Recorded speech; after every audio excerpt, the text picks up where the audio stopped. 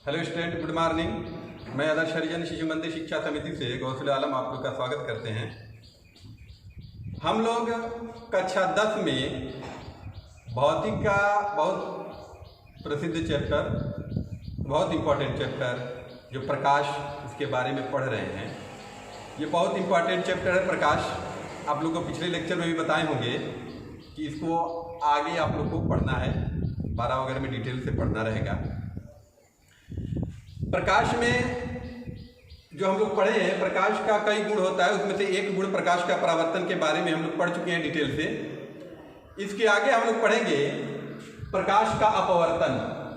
Chapter पढ़ने से पहले मैं आप लोग से यही कहूँगा, अगर वीडियो पसंद आए तो उसे लाइक और शेयर जरूर कीजिएगा और सब्सक्राइब भी कीजिएगा।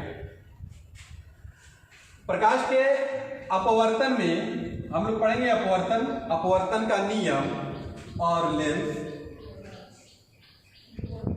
और ये अपवर्तन का नियम किसने दिया, इसके बारे में हम लोग जानेंगे। स्नेल ने 1621 में अपवर्तन का नियम दिया, और जो अपवर्तन का नियम है इसे स्नेल का नियम भी कहा जाता है। तो चलिए हम लोग शुरू करते हैं। अपवर्तन किसे कहते हैं? परावर्तन में आप लोग पढ़े हैं कि bouncing back of light from any surface is called reflection. जैसे प्रकाश की किरण किसी सरफेस से टकरा कर वापस हो जाए, इस घटना को परावर्तन कहते हैं। लेकिन प्रकाश एक माध्यम से अगर दूसरे माध्यम में जाए और उसके सरफेस से टकरा कर वापस ना आए, बल्कि माध्यम में गमन करने लगे, मूव करने लगे, तो इस घटना को प्रकाश का अपवर्तन कहते हैं। जैसे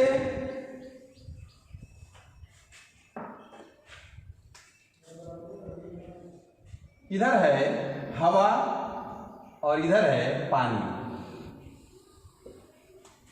जब प्रकाश की किरण हवा से पानी में प्रवेश करता है तो यहां से परावर्तन नहीं होगा, बल्कि इसके अंदर प्रवेश करेगा और इसका जो मार्ग है ये चेंज हो जाएगा।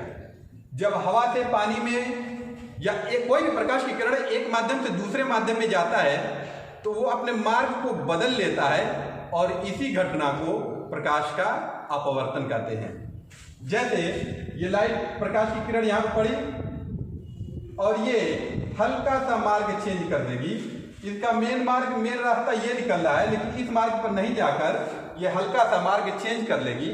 इस घटना को प्रकाश का अपवर्तन कहते हैं।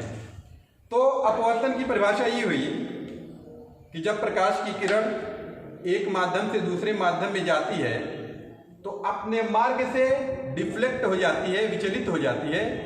अपने मार्ग से प्रकाश के विचलित होने की इस घटना को प्रकाश का अपवर्तन कहते हैं। दूसरा है अपवर्तन का नियम। आप लोग देख रहे हैं आपतित किरण, इसको जो प्रकाश की किरण ये आ रही है इसको आपतित किरण कहा जाता है, और ये जो किरण है ये अपवर्तित किरण है। ये आपतित किरण,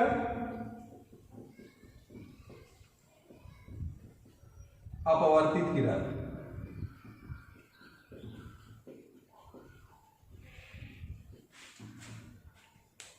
आपतित किरण, अपवर्तित किरण, ये एक सरफेस बन रहा है।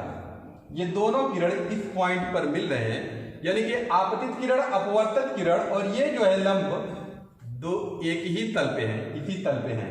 ये पहला नियम है। दूसरा नियम इसका है कि किन्हीं दो माध्यमों के लिए किसी निश्चित तरंगदैर्घ्य के प्रकाश के लिए, ये निश्चित तरंगदैर्घ्य का प्रकाश क्या होता है? हम लोग जो विजिबल लाइट है, ये जो लाइट हम लोग को दिखाई दे रहा है, इसमें 7 रंग होते हैं। तो 7 रंग का तरंगदैर्घ्य अलग अलग होता है। इसलिए इसमें, क्योंकि अगर 7 रंग का तरंगदैर्घ्य अलग अलग होता है तो ये सभी इसी मार्ग पर नहीं जाएंगे। इसलिए यहां पर कहा गया है किसी निश्चित तरंगदैर्घ्य के प्रकाश के लिए, यानी कि 7 रंग में कोई एक रंग की प्रकाश लीजिए, उसके लिए दोनों माध्यमों में साइन आपतित किरण का और अपवर्तित किरण के साइन का अनुपात, आपतित किरण आपतन कोण को I और अपवर्तन कोण को R से लिखते हैं।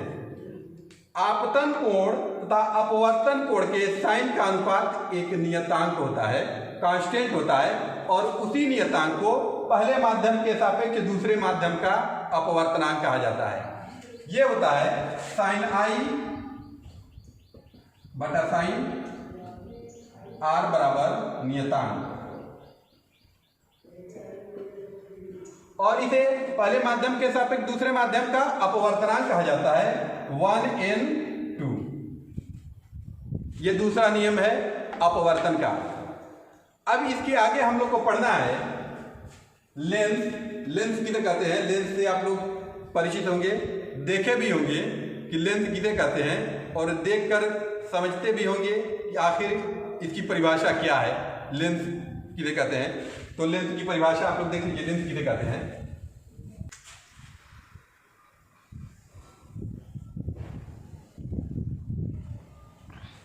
लेंस की परिभाषा में आप लोग देखिए, दो वक्र पृष्ठ या एक वक्र एक समतल पृष्ठ, दो वक्र पृष्ठ। आप देखिए ये वक्र पृष्ठ है, एक इधर वाला वक्र और ये इधर वाला भी वक्र, दोनों वक्र पृष्ठ है। या एक वक्र एक समतल पृष्ठ से घिरा हुआ समांगीय पारदर्शी माध्यम। अब रहा सवाल कि समांगीय माध्यम किसे कहा जाता है? दो वक्र पृष्ठ या एक वक्र एक समतल पृष्ठ से घिरा हुआ समांगीय पारदर्शी माध्यम लेंस कहलाता है। अब समांगीय क्यों कहा गया है? इसलिए अगर मान लीजिए कोई पारदर्शक चीज है, इसके अंदर कोई चीज भरी है, तो वो चीज एक ही मटेरियल होना चाहिए। तो भरिए तो पानी भर दीजिए, या भरिए तो कांच भर दीजिए।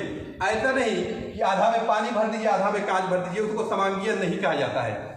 समांगीय का मतलब कोई भी एक मटेरियल भरिए पारदर्शक, उसी को समांगीय कहा जाता है।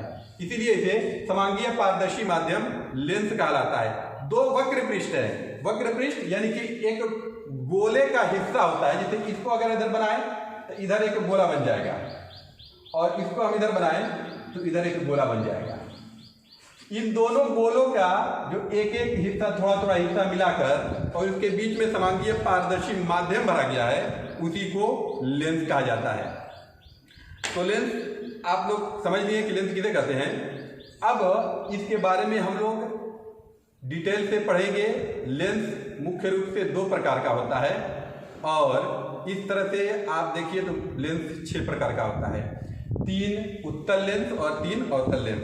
ये तो उत्तल लेंस है। अवतल लेंस इस तरह बनता है।